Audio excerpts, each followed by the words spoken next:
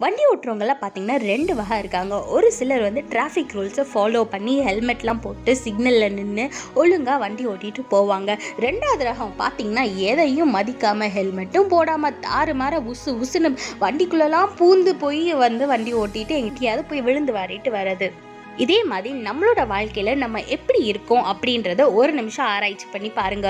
நீதிமொழிகள் 14:2 பாருங்க, நிதானமாய் நடக்கிறவன் கர்த்தருக்கு பயப்படுகிறான், தன் வழிகளில் தாறுமாறானவனோ அவரை அலட்சியம் பண்ணுகிறான்னு வேதத்துல போட்டிருக்கு. நம்ம இதுல எந்த ரகத்துல இருக்கோம், எந்த கேட்டகரியில இருக்கோம்னு நீங்க வந்து கொஞ்சம் யோசிச்சு பாருங்க. நம்ம நிதானமா தேவனிடத்துல என்ன செஞ்சாலும் தேவனிடத்துல கேட்டு அவருக்கு கீழ்ப்படிந்து அவரோட சித்தத்தின்படி நடக்கிறோமா, இல்ல தாறுமாறா உலக பிரகாரமா நம்ம வந்து மக்கள் சொல்றது கேட்டு மனுஷங்க என்ன சொல்றாங்க அப்படின்னு அவங்க அட்வைஸை கேட்டு நம்ம வந்து உலக பிரகாரமான காரியங்களில் ஈடுபட்டு நம்ம தாறுமாறமா வண்டி ஓட்டிட்டு போறோமான்னு நீங்களே யோசிச்சு பாருங்க.